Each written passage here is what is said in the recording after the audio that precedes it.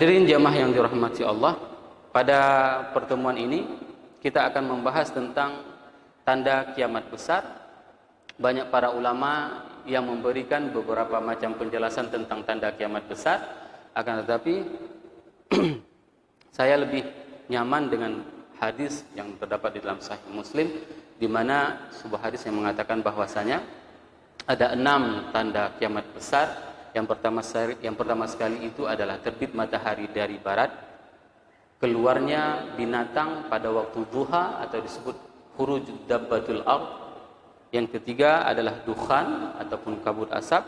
Yang keempat adalah dajjal. Yang kelima turunnya Nabi Isa, dan yang keenam Jud dan Ma'jud. Ini merupakan di antara beberapa tanda-tanda, dan banyak lagi ulama yang mengatakan tanda-tanda yang lain dan hadis-hadis yang lain. Namun kita tidak ingin memperselisihkan pendapat para ulama, dan kita akan membacakan dan memberikan penjelasan tentang tanda-tanda tersebut. Di dalam tafsir At-Tabari, Imam At-Tabari di dalam menafsirkan ayat Al-An'am ayat 158, Allah berfirman, A'udzu billahi minasyaitonir rajim. Bismillahirrahmanirrahim. Hal yanzuruna illa an ta'tiyahumul malaikah aw ya'tiya rabbuk aw ya'tiya ba'du ayati rabbik. Yauma ya'ti ba'du ayati rabbik la yanfa'u nafsan imanuha lam takun amanat min qablu aw kasabat fi imaniha khaira.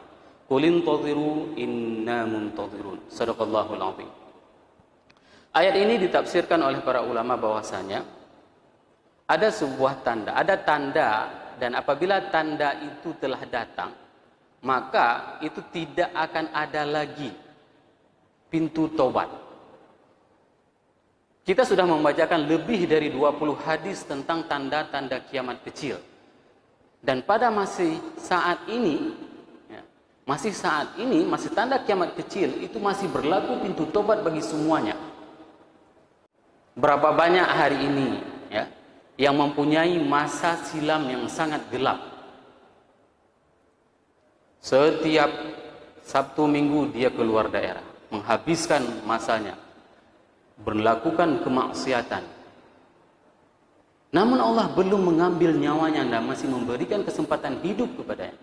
Dan alhamdulillah, mereka itu diberikan hidayah sehingga bisa taubat dan menjadi jamaah. Dan ini pengakuan dari jamaah.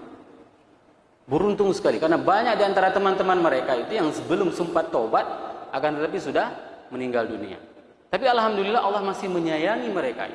Nah, sebelum datangnya tanda kiamat besar tersebut, maka pintu tobat ini masih terbuka. Dan apabila tanda kiamat besar ini sudah datang, maka tertutuplah pintu tobat. Allah berfirman, hal yanzuruna illa an ta'tiyahumul malaikah. Apakah kalian itu menunggu datangnya malaikat untuk mencabut nyawa kalian? Kapan kalian akan tobat? Apakah kalian menunggu saatnya datang malaikat akan mencabut nyawa kalian baru kalian akan melakukan tobat? Au ya'ti rabbuk, atau datang Tuhanmu. Au ya'ti ba'du ayati rabbik, atau datang sebagian ayat-ayat tanda-tanda dari Tuhan. Yauma ya'ti ba'du ayati rabbik, dan pada hari datang tanda-tanda dari Tuhanmu, la yanfa'u nafsan imanuha, maka tidak akan bermanfaat lagi iman seseorang. Lam takun amanat min qabl, jika mereka sama sekali sebelumnya itu tidak pernah beriman kepada Allah.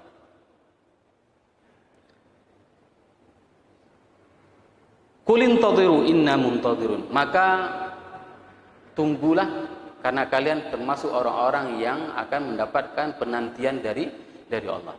Hadirin jamaah yang dirahmati Allah, ini merupakan sebuah kenyataan di saat fenomena-fenomena ini disampaikan semuanya kepada kita, bahwasanya suatu hari kita akan mengalami umat manusia pada saat dia salat malam seperti ini, dan pada saat dia bangun pagi besok hari, maka pada saat itu dia tidak akan lagi menjumpai matahari. Ini adalah fenomena yang tidak akan pernah diketahui dan dirasakan rasanya, feel-nya itu oleh kecuali orang-orang yang beriman. oleh kecuali orang-orang yang melakukan salat tahajud. Kenapa? Dikarenakan pada saat mereka bangun pagi dan mereka melihat tidak ada matahari pagi, mereka menyangka bahwasanya ini adalah mendung yang biasa, sehingga mereka memprediksikan bahwasanya matahari hari ini tidak keluar, dikarenakan karena adanya fenomena alam. Nah, pada saat itu orang-orang yang biasanya melakukan salat, dia akan salat lagi. Kenapa? Karena terbiasa. Oh, ini mungkin belum waktu subuh. Pada saat itu sudah tidak ada lagi yang dinamakan dengan elektronik. Kita tidak akan bisa mendengarkan televisi, siaran radio, sinyal HP. Semuanya sudah tidak ada lagi. Karena hentakan bumi ini sudah berbeda. Sehingga apa? Pada saat itu tidak ada jam yang bisa kita gunakan sebagai petunjuk jam berapa waktu yang akan kita lihat. Bayangkan pada saat itu. Nah, pada saat seseorang itu terbangun pagi dan dia tidak bisa lagi melihat matahari, ya, hari pertama seperti itu, dan hari kedua juga seperti itu, sampai dengan hari ketiga. Nah, paling menarik adalah pada saat hadis tersebut diceritakan kepada para sahabat, apa yang menjadi pertanyaan para sahabat kepada baginda Rasulullah SAW. Para sahabat semuanya tidak menanyakan bagaimana kita beraktivitas, bagaimana kita bekerja, bagaimana kebun-kebun kita. Itu tidak pernah ditanyakan oleh para sahabat. Pada saat sahabat mendengarkan bahwasanya matahari itu tidak keluar 1 hari, 2 hari, 3 hari, para sahabat itu menanyakan kepada Rasulullah, bagaimana kita salat wahai Rasul? Ini yang menjadi pertanyaan para sahabat. Di saat mereka mendengarkan bahwasanya matahari tidak keluar hari 1, hari kedua, dan hari ketiga, maka pada saat itu yang menjadi pertanyaan itu adalah bagaimana salatnya. Maka para muazzin, para imam, dan para jamaah semua sangat beruntung kita pada hari ini, pada malam yang berbahagia ini. Kenapa? Karena Rasul sudah membekali kita bagaimana kita menghadapi proses tersebut dengan keilmuan. Maka pada saat itu Rasul mengatakan fa'aqdiru, maka kamu kira-kira saja kalau ini sudah waktu masuk salat zuhur, maka azanlah dan salatlah. Begitu juga dengan muazzin, dia harus memprediksi bahwasanya ini sudah waktu masuk zuhur. Setelah sekian lama dia akan masuk waktu asar, waktu maghrib, waktu isya, waktu subuh. Dan ini merupakan sebuah fenomena. Tidak ada satupun sebuah dalil yang kuat yang menjelaskan berapa lamanya fase antara 1 hari di saat matahari itu tidak keluar. Para ulama ada yang mengatakan lamanya 1 hari itu setara dengan 40 tahun. Ada yang mengatakan setara dengan 120 tahun. Hadirin jamaah yang dirahmati Allah. Dalam hadis yang diriwayatkan oleh Imam Ahmad, bahwasanya beliau menjelaskan bahwasanya takunus sa'ah kasyah. Pada saat itu, ya, 1 tahun itu diibaratkan dengan 1 bulan. Wasyahr kal jum'ah, dan 1 bulan itu diibaratkan seperti 1 Jumat, 1 pekan. Wal jum'ah kal yaum, dan 1 pekan, 1 Jumat itu setara dengan 1 hari. Wal yaum kas-sa'ah, dan 1 hari itu ibaratnya dengan 1 jam. Ini merupakan sebuah ungkapan bahwasanya tidak ada satupun informasi yang bisa kita prediksikan.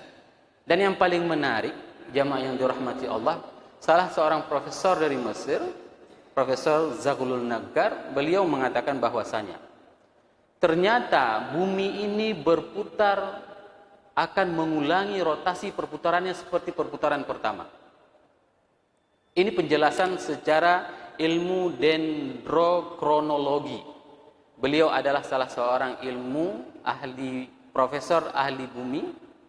Beliau menjelaskan bahwasanya dulu, ya, menurut Profesor Zaghloul Naggar, bahwasanya 1 tahun itu bukan 365 hari. pada awal-awal diciptakan oleh Allah bumi ini. Menurut prediksi para ilmuwan itu, beliau mengatakan 1 tahun itu setara dengan 2000 hari. Dan 4 jam itu adalah 1 hari. Maka bumi yang hari ini kita huni ini memerlukan waktu 4.600 juta tahun untuk bisa menjadi 1 hari 24 jam. Maka sangat wajar apabila sebuah hadis yang dikatakan oleh Rasulullah SAW bahwasanya 1 tahun itu seperti 1 bulan, ya, 1 bulan itu seperti 1 pekan, 1 Jumat itu seperti 1 hari, dan 1 hari itu seperti 1 jam. Dia akan berotasi kembali. Sehingga apa? Sewaktu dia berotasi, pada saat itu dia berputar, akan berbalik berputarnya. Nah, pada hari ketiga orang-orang akan melihat matahari itu tidak lagi terbit dari timur. Nah, pada saat tersebut orang-orang akan melihat bahwasanya matahari itu akan terbit dari barat. Inilah yang dikatakan oleh Rasulullah SAW dalam hadis yang diriwayatkan oleh Abi Hurairah. An Abi Hurairah anna Rasulullah SAW qala la taqum as-sa'ah hatta tatlu asy-syamsu min maghribiha fa idza tala'at fara'a an-nas, ya. Apabila dari Abu Hurairah bahwasanya Rasulullah SAW berkata la taqum as-sa'ah hatta tatlu asy-syamsu min maghribiha, sehingga matahari itu keluar dari barat. Fa idza tala'at fara'a an-nas, maka kamu akan melihat manusia, yakni tal'uhu minal maghrib amanu ajma'u, mereka semuanya beriman. Fadzalika hina la yanfa'u nafsan imanuha, dan pada saat itu maka tidak akan pernah bermanfaat iman seseorang lagi. Lam takun amanat min qab au kasabat fi imaniha khaira. Hadis di dalam Sahih Bukhari nomor 4636 dan di dalam Sahih Muslim hadis 157. Ini menunjukkan bahwasanya pada saat terbit matahari itu dari barat, dalam hadis yang lain itu dikatakan bahwasanya orang semuanya berlomba-lomba untuk beramal saleh. Apa yang mereka lakukan? Apabila mereka mempunyai emas 1 gepok, 1 batang emas itu akan disumbangkan, akan disedekahkan pada saat itu. Dan mereka yang tidak pernah salat, setelah melihat matahari keluar dari barat, maka mereka mulai hari itu salat terus-terusan. Tapi apa yang terjadi jamaah yang dirahmati Allah?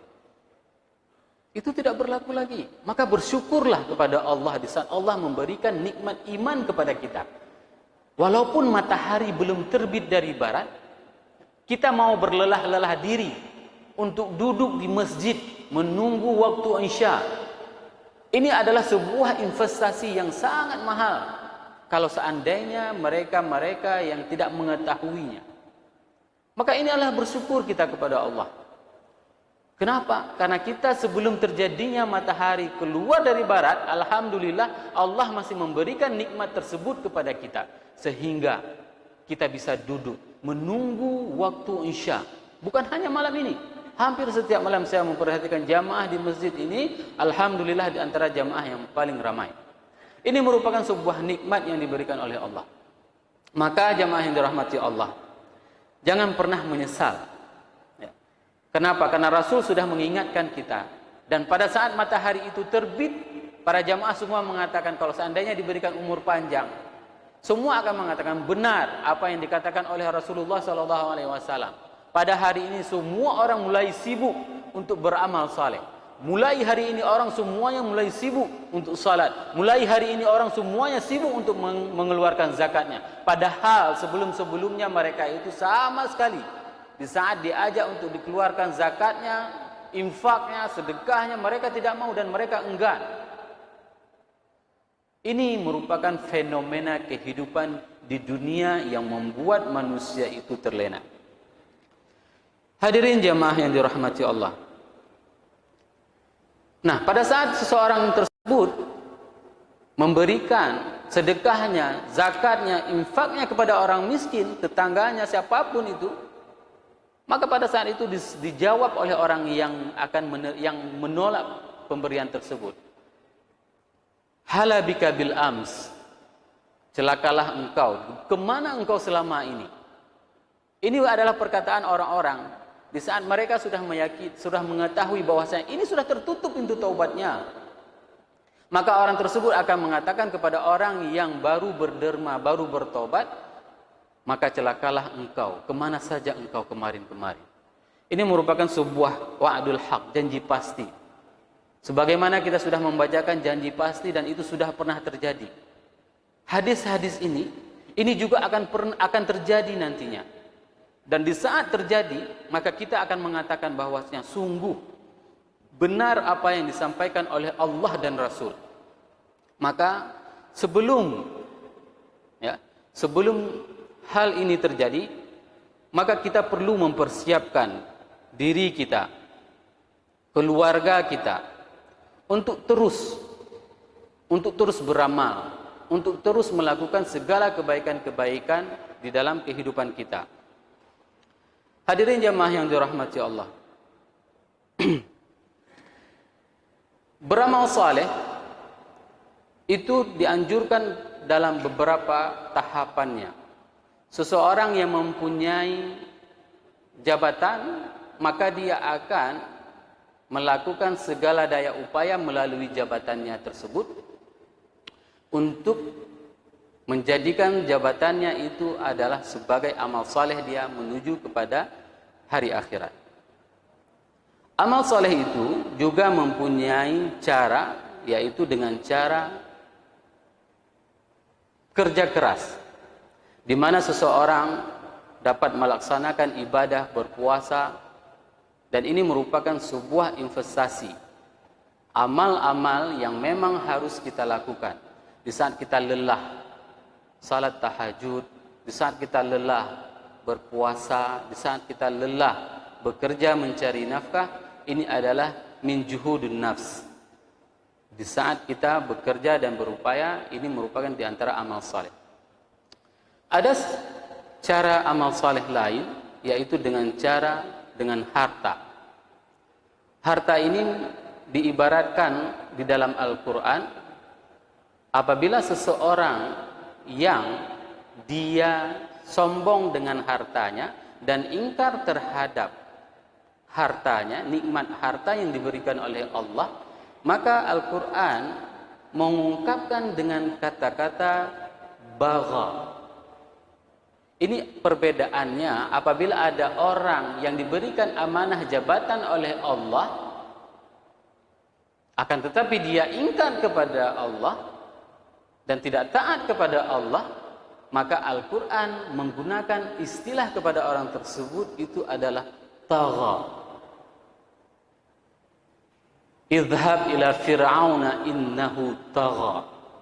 Pergilah wahai Musa dan Harun kepada Fir'aun, karena dia itu kelewat batas. Al-Quran menggunakan kata-kata kelewat batas bagi orang-orang yang mempunyai kekuasaan itu adalah dengan kata-kata tagha. Dan itu diungkapkan kepada Fir'aun. Namun Al-Quran mengungkap kata-kata bagha itu kepada orang-orang yang kelewat batas apabila Allah menitipkan hartanya kepada mereka. Dan inilah yang disebut kepada Qarun. Ada dua istilah kelewat batas di dalam Al-Quran, yaitu yang pertama sekali adalah tagha dan yang kedua adalah bagha. Nah, jamaah yang dirahmati Allah, yang Allah berikan amanah kekuasaan, maka jangan sampai dipanggil dengan istilah tagha. Dan jamaah yang diberikan oleh Allah amanah harta, jangan sampai Allah memanggil kita dengan kata-kata bagha. Dalam hal ini, saya sangat salut dengan spirit yang dimiliki oleh para jamaah Masjid Baitur Rahman. Dalam beberapa kegiatan yang dilakukan oleh Baitur Rahman, itu semuanya karena keikhlasan para jamaah. Dan hal ini dapat dilihat di saat kita membangun kubah, di saat kita membangun apa saja, Ini kedermawanan inilah yang membuat ini menjadi nilai investasi kita.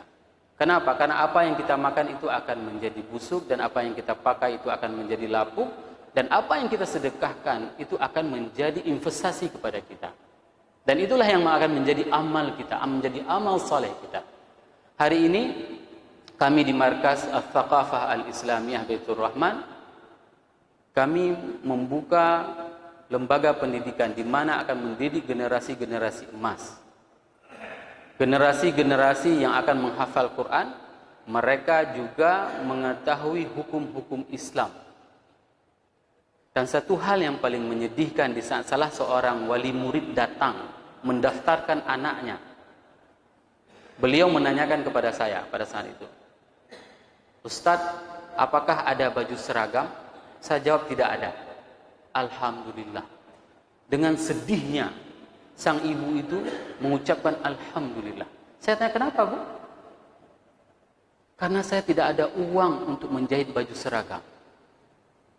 Bayangkan, beliau mempunyai pekerjaan menggoreng gorengan di salah satu sudut kota Luxmawi. Datang jauh kemari hanya untuk mendaftarkan anaknya. Dan di saat ditanyakan berapa SPP-nya, saya bilang tidak ada SPP. Markas tidak menggunakan SPP. Di sini ada muhsinin, orang-orang yang berbaik hati yang akan memberikan infak-infaknya kepada ikramiah kepada ustaz-ustazah. Seorang ustazah, satu kelas itu kita isi dengan 2 orang ustazah. Ada yang mengajarkan suhuf, ada yang mengajarkan Al-Quran, dan ada yang mengajarkan saqafah. Yang mengajarkan suhuf ikramiyahnya kita berikan 500.000, walaupun dia hanya mengajar 1 jam. Kita ingin memuliakan para ustaz dan para ustazah. Dan yang mengajarkan saqafah itu kita berikan ikramiyahnya itu 700.000 rupiah. Supaya apa? Bahnayum, gure-gurenya bahnayum. Kenapa? Di antara mereka yang sudah mengajar di Masjid Baitur Rahman ini dari tahun 90, 91. Ada yang 94 mengajar di sini. Ini merupakan bagaimana kita mengapresiasi orang-orang yang mendidik generasi Islam. Maka oleh sebab itu, sewaktu saya katakan di sini tidak ada SPP, di sini yang ada hanya infak. Berapapun ibu mau infak, silahkan. Kenapa? Karena ikramiah para ustazah itu ada muhsinin, orang-orang yang berbaik hati yang akan selalu menyumbangkannya. Ada yang menyumbangkannya 1 tahun, 1 tahun. Ustaz, alhamdulillah saya akan sumbang 1 tahun untuk ikramiah 700.000. Siapa yang bisa membalas seperti ini? Hanya Allah yang bisa membalas. Dan bayangkan, setiap si anak bisa membaca Quran dan dia menghafal Al-Quran, maka pahala itu akan mengalir kepada orang yang memberikan sedekah tersebut. Dia tidak akan pernah terputus. Dia tidak akan pernah terputus mengalir pahalanya. Bahkan sambil tidur pun dia akan mendapatkan pahala dari Allah. Ini sebenarnya spirit seperti ini yang akan kita bangun. Kita harus merubah mindset bahwasanya lembaga pendidikan itu adalah bukan making money, bukan tempat mitapeng. Dan di sini juga para pengurus semuanya sudah bersepakat bahwasanya ingin mewakafkan dirinya, waktunya untuk mengurus generasi ini. Ini merupakan sebuah spirit bagi kita semuanya. Kenapa seperti ini? Di dalam khutbah Jumat saya pernah mengatakan bahwasanya di dalam Rawa'iul Awqaf fi Hadaratil Islamiyah itu dikatakan bahwasanya dulu pada masa kekhalifahan Bani Ayyubiyah, Salahuddin Al-Ayyubi, itu yang dipasang ke rumah-rumah orang masyarakat itu adalah keran susu. Setiap rumah orang Islam itu mengalir keran susu, itu dananya itu dari dana wakaf. Hari ini air bersih saja kita susah mengalir ke rumah kita. Tapi dulu di saat mereka menjunjung tinggi ajaran Allah dan Rasul, ya, maka puncak peradaban itu telah terjadi. Orang mulai dari melahirkan itu gratis, sampai dengan meninggal itu semuanya diurus dengan dana wakaf. Dari mana dana tersebut? Semuanya dari orang-orang Islam. Semuanya dari orang-orang kaya Islam. Abu Hurairah itu sangat miskin, tetapi dia itu sangat kaya. Bukan berarti dia itu tidak bersedekah. Sedekahnya sungguh luar biasa. Abdurrahman bin Auf juga seperti itu. Abu Bakar juga seperti itu. Utsman juga seperti itu. Mereka semuanya adalah orang-orang yang kaya, akan tetapi mereka itu adalah orang-orang yang juga bersedekah dengan sungguh luar biasa. Insyaallah kita akan sambung dengan tanda kiamat yang kedua, tanda kiamat besar yang kedua, yaitu insyaallah tentang khurujud dabbah minal ard.